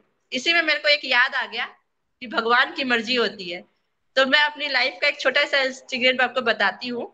मैं शादी से पहले गवर्नमेंट जॉब किया करती थी। मेरी गवर्नमेंट जॉब थी, पर मेरी शादी फिक्स हुई तो वो स्टेट लेवल पे थी, और मैं जो शादी हुई वो आउट ऑफ स्टेट हुई थी, तो विशाखापट्टनम में हुई थी। तो आंध्रा में वो रहते थे, मेरा ट्रांसफर हो नहीं रहा था, मजबूरन मुझे वो नौकरी छोड़नी पड़ी। तो एक सरकारी नौकरी को छोड़ने का दुख क्या होता है, यह सब आपको पता होगा, क्योंकि एक तो बड़ी मुश्किल से मिलती है, उसके बाद फिर छोड़ना पड़े आपको। तो मैं बहुत दुखी हुई थी, अरे यार काहे के लिए शादी वादी कर ली, फालतू नौकरी छोड़नी पड़ रही है। तो उस समय काफी दुख हुआ था। और फिर जब विशाखापट्टनम में रही तो रहते रहते वहां का माहौल बहुत अच्छा लगने लगा, शहर बहुत अच्छे लगने लगे। तो अच्छा लगा कि अरे यार भगवान की मर्जी थी तभी तो मैं इतने बड़े शहर में आई, नहीं तो मुझे लाइफ स्टाइल देखने को कहाँ से मिलती। तो एक अच्छी पॉजिटिव है, अगर मैं नौकरी नहीं छोड़ती तो मैं विशाखापट्टनम नहीं आती, विशाखापट्टनम नहीं आती तो मुझे वो माहौल नहीं मिलता, एक लाइफ स्टाइल देखने को नहीं मिलती। तो मुझे वहां बहुत अच्छा लगने लगा, बहुत खुशी होने लगी, मैं 7 से 8 साल वहां बिताई। फिर क्या हुआ कि मुझे कुछ काम की वजह से वो विशाखापट्टनम छोड़ना पड़ा और छत्तीसगढ़ आना पड़ा। छत्तीसगढ़ आई तो काफी स्ट्रगल हुआ लाइफ में, ना नौकरी थी ना बिजनेस था ना कुछ ऐसा ढंग का काम आता था, काफी स्ट्रगल हुआ। तो वहां बहुत कोसती थी, अरे यार सरकारी नौकरी नहीं छोड़ती, क्यों भगवान ने मेरे साथ ऐसा किया, सरकारी नहीं नौकरी छोड़ती तो आज मैं इतना स्ट्रगल नहीं कर रही होती, ना विशाखापट्टनम छोड़ना पड़ता, विशाखापट्टनम नहीं छोड़ना पड़ा, मेरी एक लाइफ स्टाइल भी चली गई, मेरी नौकरी भी चली गई। उस वक्त 1-2 साल मैं उस भगवान को बहुत कोसती थी कि मेरी लाइफ ऐसी क्यों की। फिर उसके बाद बीमारियां भी आती चली गई, अस्थमा हो गया, नी पेन हो गया, बैक पेन हो गया, मेरी लाइफ स्टाइल चली गई। एक बाई बैकग्राउंड डांसर थी, वो डांस भी चला गया, लाइफ स्टाइल मतलब एकदम टोटली चेंज हो गई। तो उस लाइफ स्टाइल में मैं अपने आप को भी कोसी, अपने घर वालों को भी कोसी, भगवान को भी कोसी। लेकिन उसके बाद क्या हुआ, मुझे एक गुड कम्युनिटी मिली, मैं यहाँ पर आके हेल्दी हुई, और अब मैं एज अ हेल्थ कोच कम से कम मैंने 70 से 80 लोगों को एक अच्छी हेल्थ दी है। वो लोग जब मुझे फोन करते हैं कि मैडम मैं बिस्तर में थी और आपने मुझे खड़ा किया है, वो मुझे दिल से थैंक्स कहते हैं, एक दुआएं देते हैं। तो आज क्या होता है कि अगर मैं बीमार नहीं पड़ती, अगर मैं उस स्टेज में नहीं होती तो क्या मैं इस कम्युनिटी से जुड़ती। आपको लगता है कि अगर मैं बीमार नहीं पड़ती और मुझे कोई बुलाता कि इस कम्युनिटी से जुड़ जाओ तो मैं जुड़ जाती। मैं बोलती अरे यार मेरे पास टाइम वाइम नहीं है, मुझे नौकरी करनी है ना। तो भगवान ने क्या किया, अच्छा किया मेरे लिए, कि वो मुझे चाहता था कि मैं एक ऐसी हेल्दी फैमिली से जुड़ूं जहां मैं लोगों की हेल्प कर पाऊं, उनकी मदद कर पाऊं। तो आज मैं लोगों की मदद करती हूँ, अपने को खुद स्वस्थ रखती हूँ, साथ में फैमिली को स्वस्थ रखती हूँ, और अपने आसपास के सराउंडिंग, अपने समाज को स्वस्थ रखती हूँ, जो आजकल के लोगों को बहुत जरूरत है। क्योंकि पैसा तो वो कमा लेते हैं, पर लाखों रुपए खर्च करके भी हेल्थ नहीं पा पाते, और मैं उनको चंद रुपए खर्च करा के उन्हें एक अच्छी हेल्थ देती हूँ, और उसके लिए वो मुझे थैंक्स कहते हैं, घर में आके गिफ्ट देते हैं, है ना। तो एक थैंक्स जो अगर सामने से कोई दिल से आपसे कहता है कि मैडम थैंक यू, आपने मुझे बिस्तर से उठा दिया, आपने मुझसे 10 साल पुरानी जो बीमारी थी वो छुड़वा दी, तो क्या आपको खुशी मिलती है रिंकू मैडम जब आपको कोई कहता है कि योगा करके मैं ठीक हो गया, तो आपको खुशी मिलती है। अरे तब तो लगता है कि और पहले जुड़ना चाहिए था मुझे योगा के साथ, बहुत लेट हो गया। जी। इतने दिन तो और किसी को स्वस्थ कर चुकी होती मैं, ऐसा फील होता है। लेकिन है मैडम ना। वक्त से पहले कुछ होता है नहीं ना मैम। जी। मैडम खुशी नहीं, आनंद मिलता, आनंद जो कभी जाता नहीं है। सही में बहुत ज्यादा उनकी ब्लेसिंग्स ना हमारे लाइफ में इतनी हमें पुश करती है आगे बढ़ने के लिए, इट कैन इमेजिन, जी अनइमेजिनेबल होते हैं, मतलब उनके दुआ में भगवान की दुआ होती है। सही बात है। सही बात है ना। खुद के तो अगर एकदम मैं एकदम पॉजिटिविटी यहाँ पे लाई कि अगर भगवान ने मेरे साथ कुछ बुरा किया था तो कुछ अच्छा करने के लिए ही किया था। आज एकदम मुझे वो सोचकर बहुत अच्छा लगता है कि भगवान ने मुझे, थैंक्स टू भगवान ने मुझे बीमार किया। अगर मैं बीमार नहीं होती तो शायद मैं यहाँ कभी नहीं होती, और ना आपके सामने आज मुझे आप लोग को सिखाना पड़ता है। मैं सही खुद आप में। लोग के साथ एज अ कस्टमर जुड़ी होती कि अरे यार भैया मुझे भी ठीक कर दो, है ना। तो एकदम इस अगर मुझे यहाँ पे इनवाइट किया गया तो जाहिर सी बात है कि मेरे अंदर कुछ क्वालिटी देखी गई होगी, इसलिए मुझे यहाँ पे इनवाइट किया गया, है ना। तो एकदम थैंक्स टू गुड न्यूट्रिशन जो मैंने लिया, थैंक्स टू माय कोच जिन्होंने मुझे सिखाया, और थैंक्स टू मी कि मैंने इसको सीखा, है ना। अपने आप को थैंक्स कहना कभी ना भूलो, क्योंकि ना सही सीखा में तो आप नहीं है, अगर आप ही एफर्ट नहीं डालते तो सीखते कैसे। मेरी कोच सही ने कहा सही। पानी पियो, अगर मैं पीती ही नहीं, जाने दो यार कोच का तो काम है, मैं नहीं पीती तो क्या मैं ठीक होती, है और ना। आज में उदाहरण भी नहीं दे पाते। बिल्कुल। तो जो भी हो रहा है आपके साथ उसके साथ पॉजिटिविटी रखिए, कि भगवान ने आपके साथ कुछ किया है तो कुछ अच्छा ही किया है, आगे जाके उसने आपके लिए कुछ अच्छा ही सोचा है। तो ये पॉजिटिविटी बहुत जरूरी है। तो ये होते हैं हमारी लाइफ के 5 पिलर। पहला कौन सा? Exercise, exercise. एक्टिविटी। दूसरा अच्छा न्यूट्रिशन, हमें अच्छा खाना खाना है घर का हेल्दी। तीसरा होता है हमारा स्लीप, हमें सोना है विदाउट फोन, विदाउट टीवी और विदाउट डिस्टरबेंस। चौथा होता है हमारा पानी का इंटेक, हमें अपना वजन के हिसाब से सही तरीके से पानी पीना है। पांचवा है हमारा पॉजिटिव माइंडसेट, हमें हर हाल में अपने आप को पॉजिटिव रखना है। तो इस 5 पिलर पे आप लोग काम कीजिए, डेफिनेटली आपकी जो भी हेल्थ इश्यू होंगे वो ठीक होंगे। हेल्थ इश्यू नहीं है तो लाइफ स्टाइल आपकी बहुत हेल्दी रहेगी, लॉन्ग टर्म तक हेल्दी रहोगे, कम एज के दिखोगे। यहाँ पे जो महिलाएं हैं, वैसे हम लोग को तो मेल भी यही चाहते हैं कि हम कम एज के दिखे। 60 साल के होके लोग इनसे कहे अरे यार क्या खाता है, 40 साल का दिख रहा है, शादीशुदा नहीं लग रहा है। खुशी होती है ना मुकेश सर? कोई आपको कहे क्या खाता है यार, शादीशुदा भी नहीं लगता, तो अच्छा लगेगा ना? जी जी जी। बेस्ट कॉम्प्लीमेंट होता है ये, मुझे सबसे अच्छा लगता है। मैं मार्केट में जाती हूँ, मैं किसी को बताती हूँ भैया मेरा बच्चा है घर में इंतजार कर रहा है, तो बोलेंगे मैडम बच्चा कितने साल का है? बोले 11 साल। अरे यार मैडम अब तो शादीशुदा नहीं लगते हो, 11 साल का बच्चा है। तो बेस्ट कॉम्प्लीमेंट लगता है, अरे यार सबसे ज्यादा अच्छा कॉम्प्लीमेंट है। तो ये कॉम्प्लीमेंट सुनने के लिए सबको अच्छा लगता है, चाहे मेल हो चाहे फीमेल हो। तो ये पांचों पिलर पे काम करोगे तो ये सुनने को आपको जरूर मिलेगा, ये कॉम्प्लीमेंट आपको जरूर मिलेगी, कुछ मिले सही या बात। ना मिले। तो ये मेरा आज का टॉपिक था और काफी टाइम मैंने ले लिया आप लोगों का, तो सो सॉरी। और अगर मेरी बातों में आपको कुछ भी अच्छा लगा हो तो उसे फॉलो जरूर कीजिएगा। रिजल्ट आता एकदम है एकदम। शेयर जरूर कीजिएगा, क्योंकि रिजल्ट शेयर करने से बहुत अच्छा लगता जी, ये बात है सही ना? है। एक मोटिवेशन मिलता है कि अगर आपका जी ठीक हुआ तो हमारा भी होगा। ओम ओम। मैडम यदि वजन कम करना है तो फिर यही सब कुछ अतिरिक्त भी करना पड़ेगा। आ, जी वजन कम करना है तो जी देखिए, अगर आप वजन कम करना चाहते हैं तो ऑफकोर्स आप योगा तो कर रहे हैं, इससे जुड़े हुए हैं, तो योगा तो आप कर ही रहे हैं, है ना? जी तो बाकी के इस 5 पिलर पे भी काम कीजिए।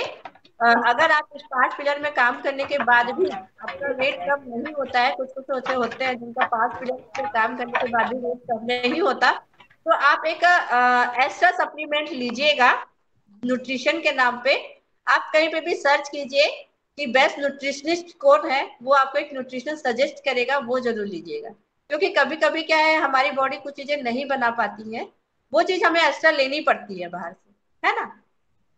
तो जी जी एज के बाद, एक मल्टीपल एज के बाद हमारी बॉडी न्यूट्रिशन बनाना बंद कर देती है, हार्मोन बनाना बंद कर देती है। तो आप बाहर से उस चीज को लेते हैं, क्योंकि अब जब हम बीमार पड़ते हैं तो बाहर से दवाइयां लेनी पड़ती है ना। जी तो एक अच्छा जी। न्यूट्रिशन आप ले सकते हैं, लेकिन ऑनलाइन कभी मत लीजिएगा।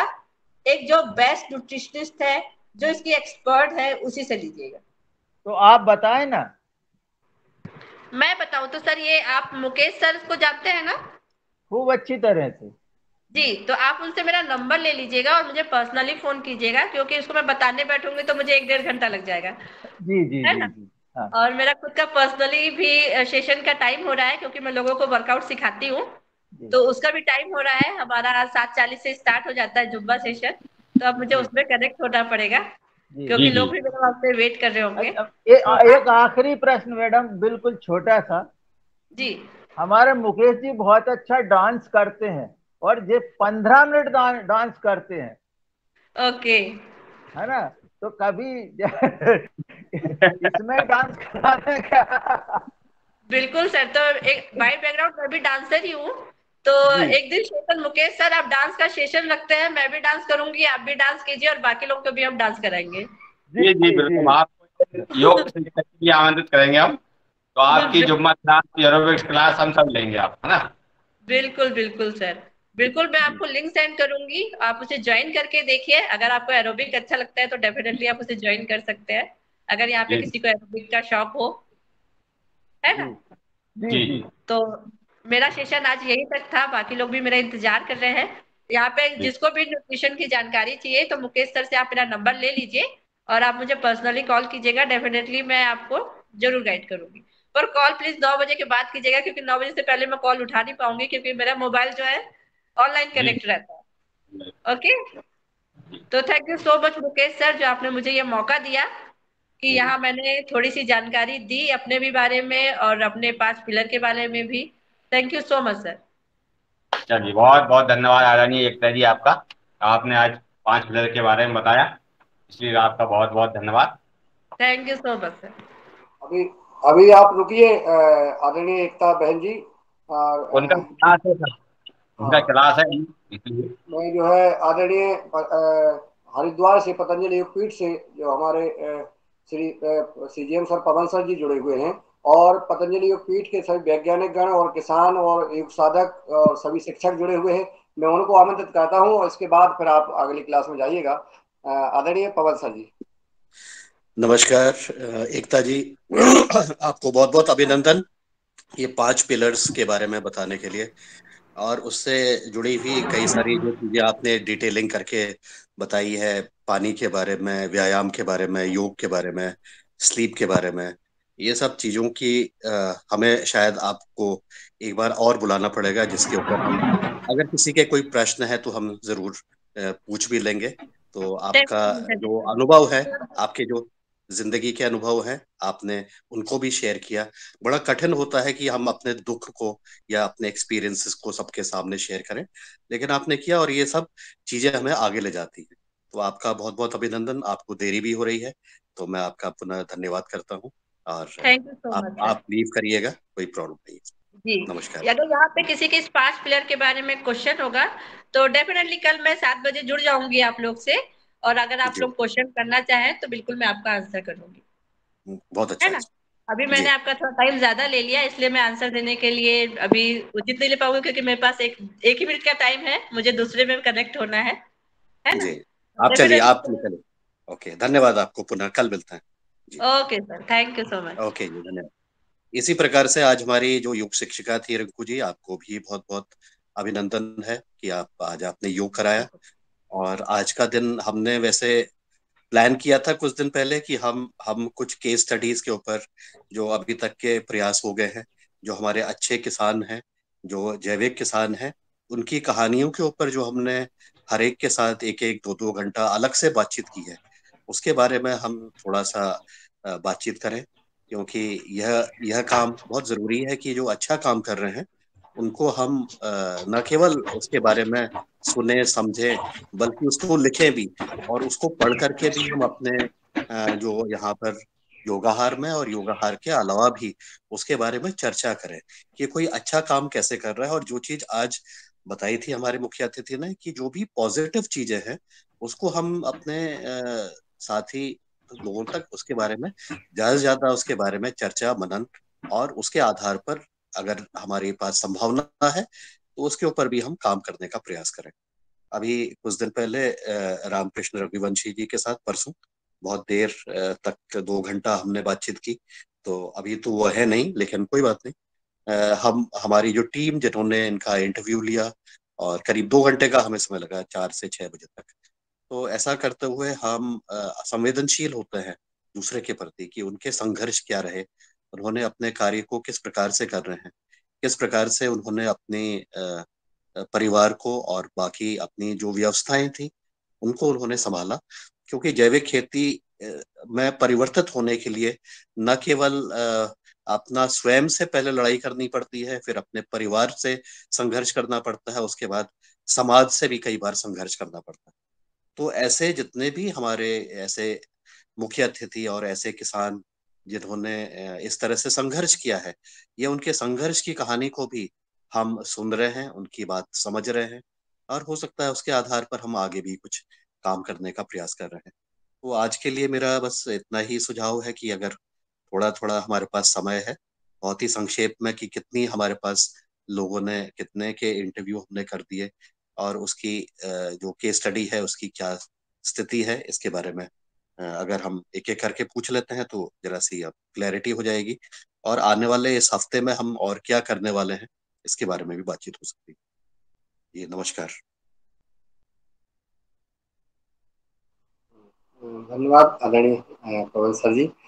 जैसा कि आपने कहा है कि हमें जो किसानों की हमने जो केस स्टडी की है उनका हम अनुभव सुनेंगे, उनकी समस्या और आगे हमें अब क्या करना है, इस विषय पे डॉक्टर विनोद भट्ट, आदरणीय डॉक्टर किशोर दुबे जी को मैं आमंत्रित करता हूँ कि वो आए और अपना सुझाव देने की कोशिश करें।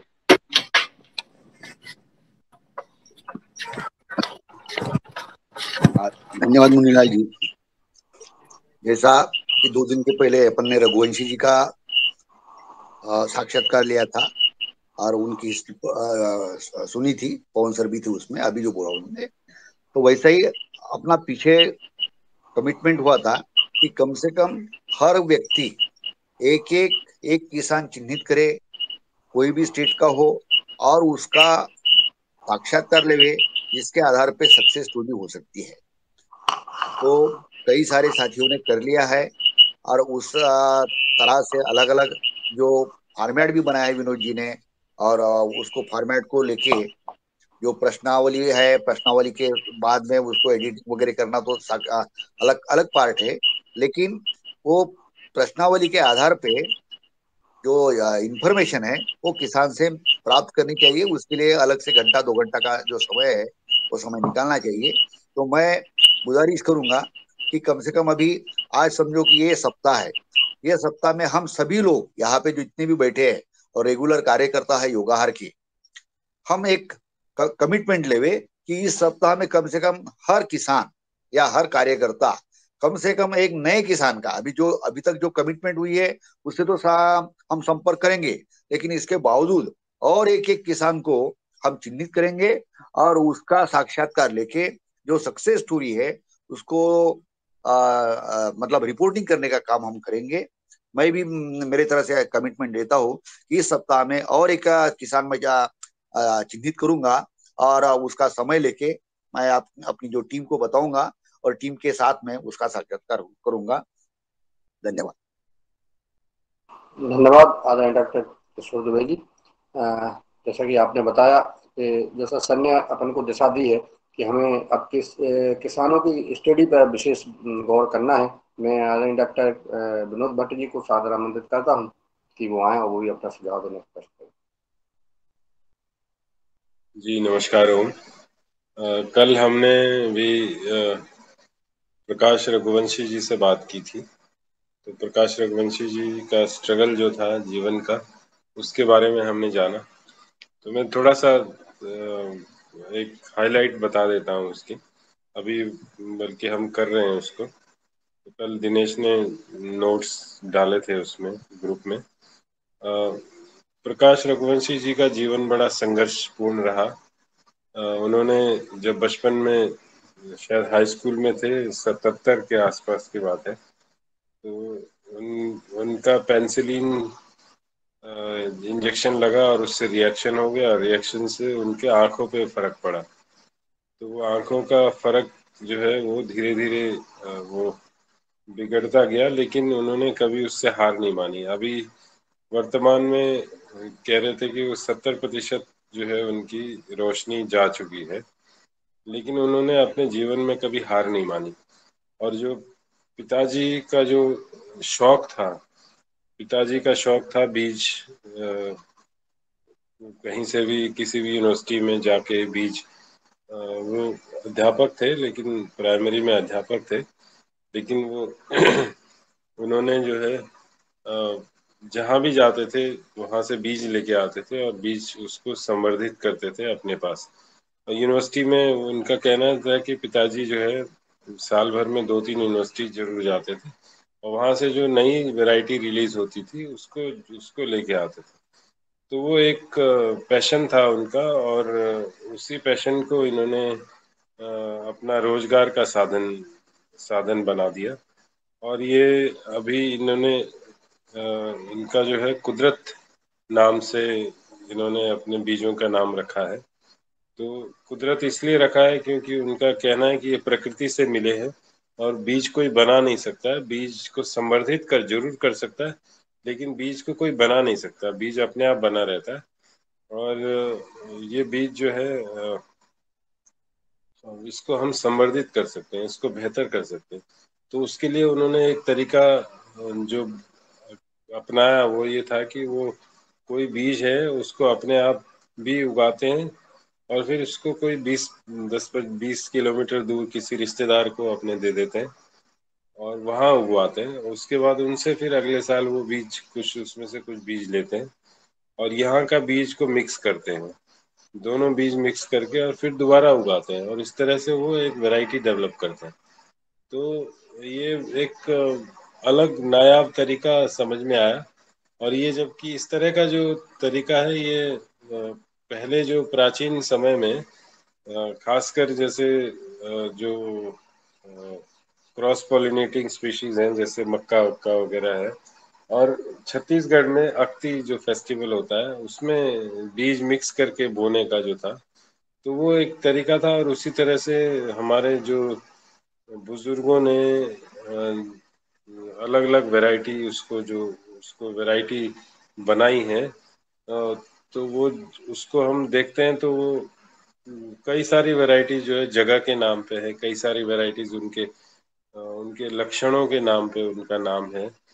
तो ये इस तरह से हमारे जो किसान, पहले किसान थे, उनके पास अपार ज्ञान था और उन्होंने उसको ज्ञान को और बेहतर करने की कोशिश की। लेकिन पिछले कुछ वर्षों में ये ज्ञान धीरे धीरे लुप्त होता गया। तो उनका मानना है कि इस ज्ञान को जो मैंने अर्जित किया है, जो मैंने उसको मैं बांटना चाहता हूँ। वो बहुत मतलब उत्सुक हैं कि मैं किस तरह से इस विरासत को जो है अपने पास ही ना रखूं और इस विरासत को जो है आगे बढ़ाऊं। तो उनके 3 बेटे हैं, तीन तीन बेटियां हैं, 3 बेटे हैं। 3 बेटियों की शादी हो चुकी है। 3 जो बेटे हैं उनका वो भी बीज का ही काम करते हैं। और इनका, मैं भूल रहा हूँ कितना, 3 एकड़ शायद इनकी जमीन है। तो उसमें ये ऑन एन एवरेज 25 लाख रुपए जो है ये जी 5 एकड़ जमीन है जी। अच्छा, 5 एकड़ जमीन है, हाँ। तो उसमें ये 25 लाख रुपए के करीब लगभग साल भर में कमा लेते हैं। और इनका जो खर्चा है वो खर्चा बहुत कम है, 10 से 12 हजार रुपया पर एकड़ इनका पर एकड़ मेरे ख्याल से इनका खर्चा है। तो खर्चा बहुत कम है और जो इनको जो बेनिफिट है वो बहुत ज्यादा है। और इनकी तीन वैरायटी जो है इनोवेशन फाउंडेशन के माध्यम से इनके नाम से रिलीज भी हो चुकी हैं और कई सारी वैरायटीज जो है यूनिवर्सिटीज, अलग अलग यूनिवर्सिटीज में ट्रायल चल रहे हैं। तो ये एक एक सामान्य किसान के लिए बहुत बड़ी उपलब्धि है। वो एक बहुत बड़े साइंटिस्ट से बहुत बड़े ब्रीडर हैं वो। और उनसे उनसे जो प्रेरणा ली और उसके ऊपर जो उनका स्वभाव है कि आप आइए और आप और मतलब बीज जो वो फ्री में बांटते हैं, तो ये एक बहुत बड़ी चीज है। तो इन्होंने आम का बगीचा भी लगाया है छोटा सा, 1/4 एकड़ में। वहाँ पे इन्होंने 10 वैरायटी के आम लगाए हैं।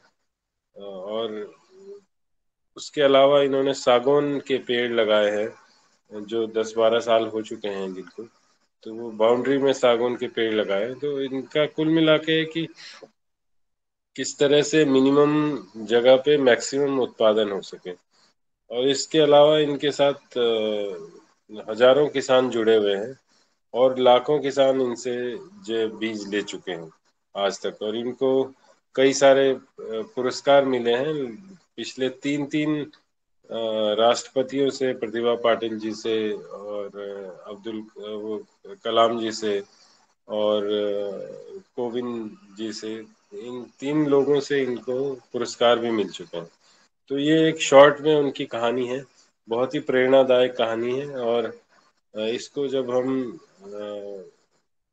मतलब इसको हम लिखेंगे तो फिर सबके सामने ये हम प्रस्तुत करेंगे।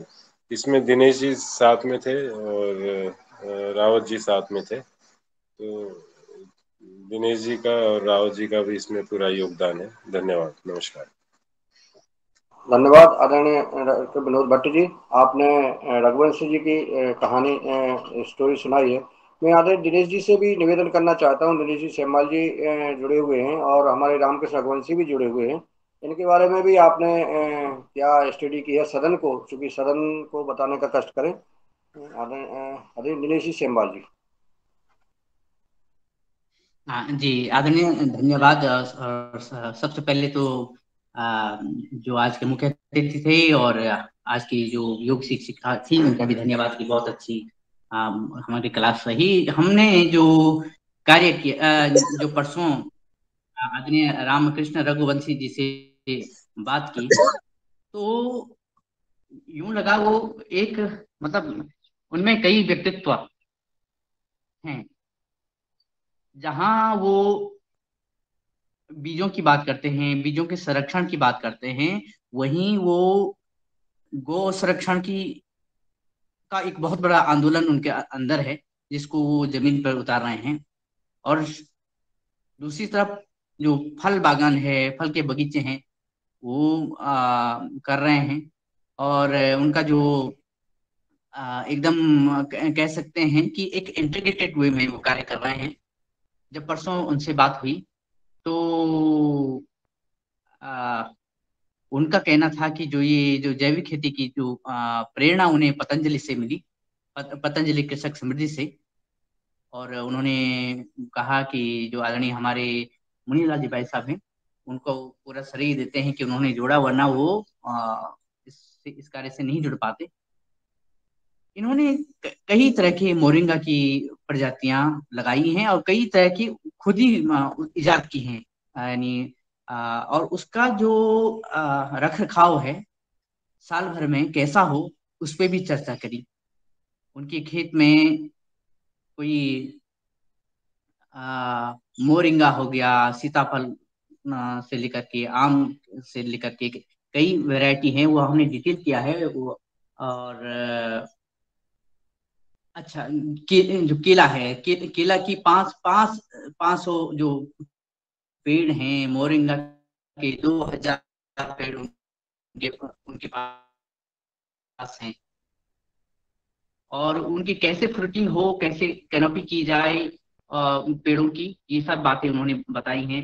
एक विशेष बात जो मुझे लगी, वो उन्होंने कहा कि जो मोरिंगा का भस्म बनाते हैं और मोरिंगा की जो राख बनती है, जो भस्म बनती है, उसको वर्मी कंपोस्ट के साथ वो मिलाते हैं। तो ये बहुत ही अच्छा कार्य करता है जमीन की फर्टिलिटी के लिए। और जो मृदा प्रबंधन है, माटी का जो स्वास्थ्य है, उसको उन्होंने बहुत ही बेहतरीन तरीके से आगे बढ़ाया है। जब हम ये स्टोरी एकदम तैयार हो जाएगी, एक बार मुझे लगता है मैं उनसे फिर से बात करूंगा, हम बात करेंगे। तो बहुत अच्छी स्टोरी आ गई और एकदम इनोवेटिव फार्मर हैं और बहुत ही इनसे प्रेरणा हमें मिलेगी।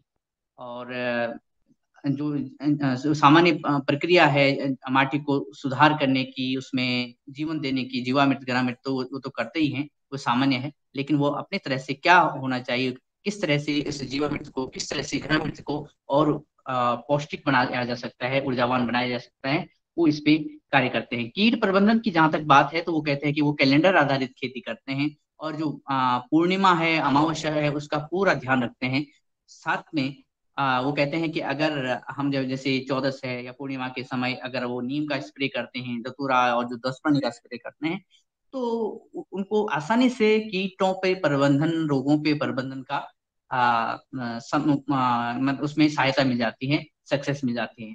और जैसे सोलर मैप हो गया, जो ट्रैप हो गया, ये वो लगाते हैं। यानी हर तरह के जितने भी अहिंसक रूप से कार्य हो सकते हैं, वो इस जैविक खेती के लिए कर रहे हैं। उसी तरह से जैसे खरपतवार नियंत्रण के लिए जो चने का जो रेजिड्यू होता है, जो अवशेष होता है, उसको मल्च में प्रयोग कर लेते हैं। और जो प्रसंस्करण की हमने बात की, तो उनका जो बहुत ही बेहतर। और मुझे जब मैं बात करता सुनता था उन्हें, तो तब लगा नहीं, लेकिन जब फोन पे हमने परसों वार्ता की, याद नहीं, पवन सर में उसमें थे, बड़ी टीम थी हमारी, याद सभी जो दुबे सर थे, मुनियाला सर थे और रावत जी थे, साथ में डॉक्टर भट्ट सर थे। तो तब लगा कि ये ना एक अच्छा मार्केट उन्होंने खड़ा किया है और ये बहुत बड़े उत्पादक मोरिंगा के हैं। और सफलता के साथ हम कैसे इसका उत्पादन किया जाए, प्रोडक्शन किया जाए, मार्केटिंग किया जाए, इस स्टोरी से हम ये जानेंगे। जो मुख्य फसलों की बात है तो लगभग इनका एक इंटीग्रेटेड वे में कार्य कर रहे हैं और इस स्टोरी में वो सब कुछ आने वाला है। और जो प्रमाणीकरण की बात है तो वो पीजीएस से एमपीपीजीएस जो एमपी मध्य प्रदेश से जो सर्टिफाइड एजेंसी है उससे भी वो सर्टिफाइड कर रहे हैं। और जो विपणन वाला है, मार्केटिंग वाला है, उसे व्हाट्सएप ग्रुप के माध्यम से जो नवोदय के विद्यार्थी रहे तो नवोदय परिवार को उन्होंने जोड़ा है, सोशल मीडिया का प्रयोग करते हैं। तो और साथ में कहते हैं कि जो पतंजलि का नाम उनके साथ जुड़ा हुआ है तो बहुत ही आसानी उनके जो उत्पादों को मार्केटिंग के लिए सरलता उसमें है। और उनका जो एक दृष्टिकोण है कि जैविक वर्सेस केमिकल में, तो कहते हैं कि अगर ये समझ में आ गया कि हमारा स्वास्थ्य और हमारी समृद्धि हमने सुरक्षित रखनी है तो ये जैविक में ही हो सकता है, प्राकृतिक में ही हो सकता है, केमिकल भूल ही जाना पड़ेगा। और जो चुनौतियां उन्होंने कहा है कि तो उन्होंने बहुत भी मार्मिक स्थिति, जैसे आज डॉक्टर आपने आदरणीय पवन सर ने भी इंगित की बात कि परिवार से स्ट्रगल करना पड़ता है, स्वयं से स्ट्रगल करना पड़ता है, तो ये उन्होंने बात रखी है इस कहानी में। बहुत ही दिल को छूने वाली ये वार्ता रही उनके साथ। और एक बात और उन्होंने कहा कि अगर लोगों की ये हो जाए, ये भरोसा हम दिला पाए, और लोगों को खुद जतन भी करना पड़ेगा कि इससे आय निश्चित हो जाती है तो, और इससे हमारी आय अच्छी हो जाएगी। जैसे कि आज की मुख्य अतिथि ने भी कहा कि जो हमारा माइंड सेट ये हो जाए कि हाँ इससे अच्छा ही होना है, तो थिंक पॉजिटिव वाला जो बात है, तो ये कहते हैं कि उसी दिन से 50% की हम श्योर हो जाएंगे कि हम इसमें फायदा है और इसको सक्सेस के साथ, सफलता के साथ हम आगे बढ़ाएंगे। तो ये मोटी मोटी बातें थी। और भी कुछ नोट्स हैं जो अन्य सभी महान भावों के साथ हमारे पास आएंगे और एक बार हम फिर फोन करने वाले हैं उनसे, तो एक पूर्ण कथा उनकी होगी। और उसके पीछे एक और भी है, वो कंसल्टेंसी भी कर रहे हैं और कहते हैं कि मैं जिसके लिए कार्य कर रहा हूं तो मैं ये कहता हूँ कि इसको कितना गुना में फायदा दिला दो, और उसके कारण क्या होगा, स्वयं का फायदा तो होना ही है। तो जो पर कल्याण से स्वयं का कल्याण का वो विश्वास करते हैं। जी धन्यवाद। धन्यवाद आदरणीय दिनेश जी। आपने आदरणीय रामकृष्ण रघुवंशी जी के बारे में जो स्टोरी बताई है, क्योंकि उनका संघर्ष रहा और संघर्ष में उन्होंने अपने ससुराल पक्ष से जो है सबसे पहले संघर्ष किया है। उनके चूंकि जो उनके धर्मपत्नी जी के पिताजी, उनके ससुर साहब चूंकि पुलिस में थी, उन्होंने कह दिया कि हमने कहाँ जो है अपनी बेटी को जो है इनके चक्कर में दे दिया है, ये झाड़ी पहाड़ी और ये जंगलों में घूमते फिरते हैं, पागल बने फिरते हैं। तो कई साल इनका जो है अनबन रही ससुराल पक्ष से, उसका मैं साक्षी हूँ। कई बार मैंने इनको समझाया कि चलो कोई बात नहीं, धीरे धीरे आराम से। आज वो स्थिति है कि वो जब आदरणीय रामकृष्ण रघुवंशी जी के साथ जब एक कलेक्टर बात करता है, एक राज्यपाल बात करते हैं, एक सीएम बात करता है, किसी मंत्री बात करता है, और चाहे नाबार्ड विभाग में या किसी भी जगह चले जाओ आप, जब उनका सम्मान होता है तो उनका ससुर साहब या उनका जो भी है वो अपने आप सर नीचे कर लेते हैं। खैर नीचे करने की बात नहीं है, चूंकि इन्होंने संघर्ष किया है और उन्हें खुशी होती है, वो होता है। इन्होंने इनके पास सिर्फ एक गाय है, देसी गाय है, और ये 5 एकड़ में, अपने 12 एकड़ में से 5 एकड़ में जो जैविक खेती अलग कर रहे हैं, जिसमें एक गाय से खेती कर रहे हैं। और ये इनकी जमीन में नहर का भी साधन है, सिंचाई का, और ट्यूबवेल है। तो अभी हाल ही ट्यूबवेल से कर रहे हैं।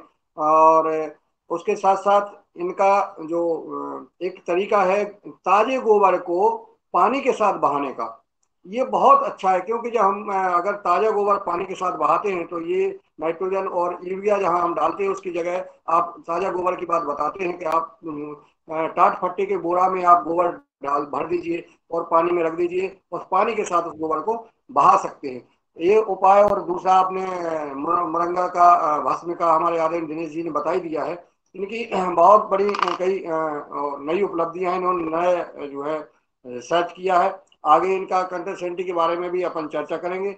लगभग समय हो गया है। हम सभी भाई जो इस सदन में उपस्थित हैं, सब अब एक एक किसान की स्टोरी अगर अच्छा से बनाते हैं, उसके साथ हम आपस में जुड़ जाएं सभी लोग। जैसे कि आदरणीय रामकृष्ण रघुवंशी जी की स्टोरी बनी, उसमें आदरणीय सीजीएम सर जी जुड़े थे, आदरणीय रघुवीर सिंह रावत जी जुड़े थे, डॉक्टर विनोद भट्ट जी जुड़े थे, डॉक्टर किशोर दुबे जी जुड़े थे, दिनेश जी जुड़े थे, मैं जुड़ा था, अन्य लोग जुड़े थे, सुनते भी रहते हैं। हमारे रविचंद्र मेहरा जी, शरद वर्मा जी भी उसमें जुड़ गए थे, इसलिए कि सबको अनुभव हो जाता है।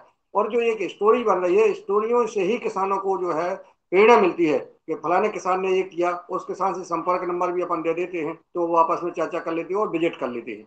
इससे किसानों को प्रेरणा मिल रही है। और आज 8:03 हो गए हैं। अगर सदन में किसी का कोई सुझाव हो, रामकृष्ण रघुवंशी भी जुड़े हैं, तो मैं सादर आमंत्रित करता हूँ रामकृष्ण जी को कि वो आए, और अगर इसमें कोई छूट गया है या जोड़ना है तो आप सादर आमंत्रित। ओम प्रणाम सभी को। प्रभारी महोदय, मेरा सुझाव ये था कि जैविक खेती के ऊपर पुस्तक लिखना है या कहानी लिखनी है?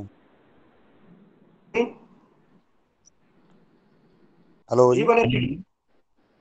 जैविक खेती के ऊपर अपन को पुस्तक लिखना है या कोई कहानी बनाना है पूरी अपने जीवन की? स्टोर किसान की उपलब्धि, किसान की एक पेज में उसके पैराग्राफ है। आप तो किसान का नाम बता दीजिए, आपको जोड़ लेंगे साथ में और हम लोग चर्चा करेंगे। जो आप तो किसान का नाम बता दें कि इस किसान को अपन को जोड़ना है। जी जी जी जी। कुल मिला के इस सक्सेस स्टोरी में आदरणीय गुरुदेव ये कहना चाहते हैं कि उसकी जो यात्रा रही जैविक खेती के प्रति, या उसकी जीवन की जो यात्रा रही, केवल वो सत्यता के साथ वो रखी जाए तो इससे दूसरे किसान भी प्रेरणा लेंगे। और इसमें दो एक चीजें हैं कि मैंने जो पतंजलि में वहां पर फेज 2 में गुरुदेव के सामने जो एक संकल्प लिया था 10 लाख पौधे लगाने का, तो अभी 1,02,829 पौधे हो गए हैं, और अभी ये 1,000 नींबू और लग जाएंगे तो फिर वो 1,30,000 हो जाएंगे। तो वो एक एक बिंदु मेरा छूट गया था, वो उसमें जरूर आना चाहिए, क्योंकि अभी मैं काउंटिंग चल रही ना मेरी, तो मैं गिनती चल रही, मुझे एक ही लालच रहता है कि अभी 10 लाख कैसे होंगे, 10 लाख पौधे कैसे लेंगे, अभी ये फलदार किसान को कैसे मैं कन्विंस करूं कि भैया आप नहीं खाओगे तो अगली बारी पीढ़ी खाएगी, पीढ़ी नहीं खाएगी तो पशु पक्षी खाएंगे, कोई तो खाएगा इसको। तो इस तरीके से लोगों को कन्विंस कर करके, मॉरली मोटिवेट करके, उदाहरण देके, जीवन में क्या बचा है इसको लेके बहुत सारी चीजें तो कैसे न कैसे मैं कन्विंस कर ही लेता हूँ, किसान पौधे लगाने के लिए तैयार हो ही जाता है। तो वो एक मेरी यात्रा में सम्मिलित है कि मुझे 10 लाख पौधे लगाने हैं, अभी 1,30,000 के आसपास हो जाएंगे इस हफ्ते में। जी बिल्कुल। धन्यवाद आदरणीय रामकृष्ण रघुवंशी जी। आपके उसमें आदरणीय दिनेश जी ने नोट कर लिया है कि आपका, और ये पॉइंट जोड़ा जाए कि पतंजलि योग पीठ में आपने जब परम पूज्य स्वामी जी, परम सिद्धि आचार्य जी को सुना, और पतंजलि कृषक समृद्धि कार्यक्रम का जो कार्यक्रम था 2018 में, वहां आपने उनको सुनकर के प्रेरणा लेकर के और संकल्प लिया और कि हम 10 लाख पौधे लगाएंगे, और वो आज काम में आप लगे हुए हैं और वो शीघ्र पूरा करेंगे। आपको बहुत बहुत बधाई, शुभकामनाएं। और जब आप पूरा कर लेंगे तो निश्चित है कि चलिए आगे की आप देखते हैं कि क्या क्या होता है। और आगे और किसी का कोई सुझाव हो तो सादर आमंत्रित हैं। इसके बाद हम जो है आभार के लिए आमंत्रित करेंगे आदरणीय रमेश चंद्र मेहरा जी को कि वो आए और योगाहार कार्यक्रम में आभार ज्ञापित करने का कष्ट करें। कल हम किसान की स्टोरी पर चर्चा करेंगे, जिनकी हम स्टोरी लिख रहे हैं उन किसानों को जोड़ करके, उनके बीच में अगर कोई छूट गया है, कोई जोड़ना चाहता है, जैसा आज रामकृष्ण रघुवंशी जी ने बताया, इसी प्रकार से हम कल भी चर्चा करेंगे। आदरणीय रमेश चंद्र मेहरा जी, आभार ज्ञापित करने का कष्ट करें। शायद रमेश चंद्र मेहरा जी तक मेरी आवाज नहीं पहुंच रही है। आदरणीय रंजना बहन जी। जी धन्यवाद आदरणीय भाई साहब। और जी जी रमेश चंद्र जी, जी आवाज पहुंच रही क्या? हाँ, आवाज आ रही है जी। धन्यवाद। और सदन में सभी को प्रणाम। आज के हमारे योग शिक्षक बहन जी ने बहुत ही सुंदर तरीके से कक्षा ली।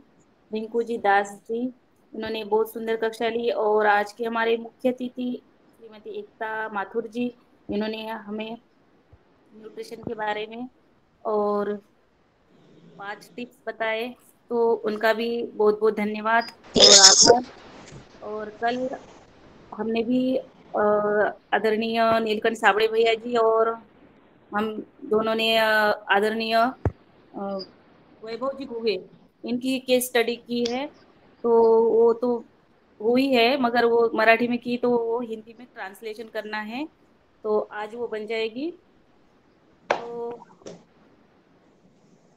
सभी का आभार व्यक्त करते हुए आदरणीय मुन्नीलाल भाई जी, आदरणीय बहन राजेश्री कुशवाहा जी, आदरणीय भगवान दास कुशवाहा जी, आदरणीय भुवनेश्वर राय जी, आदरणीय बने सिंह भागवत जी, आदरणीय डी शर्मा जी, आदरणीय दिनेश जी सेमवाल जी, आदरणीय डॉक्टर किशोर दुबे जी, आदरणीय ज्योति गुप्ता जी, आदरणीय नीलकंठ साबड़े भैया जी, आदरणीय ओमकार नाथ जी, आदरणीय पतंजलि से पवन कुमार सर और पुण्यकाम समर्थ जी, आदरणीय राजपूत जी, आदरणीय रमेश चंद्र मेहरा जी, आदरणीय रामकृष्ण रघुवंशी जी, आदरणीय रिंकू दास जी, आदरणीय रूप सिंह राजपूत जी, आदरणीय संदीप जैन जी, आदरणीय सविता एडने जी, आदरणीय स्मिता दुबे, आदरणीय ठाकुरदास जी, आदरणीय उमाशंकर प्रसाद जी, आदरणीय विनोद भट्ट जी और आदरणीय योगाहार से ARC से जुड़े भाई, और इन सभी का मैं आभार व्यक्त करते हुए रोज हम योगा क्लास में जुड़ते हैं, नया कुछ सीखते हैं और भी हम आगे कुछ सीखेंगे। तो सभी को धन्यवाद और सभी का आभार। ओम ओम। धन्यवाद आदरणीय रंजना बहन जी, आपका भी, और सदन को सादर प्रणाम। कल सुबह में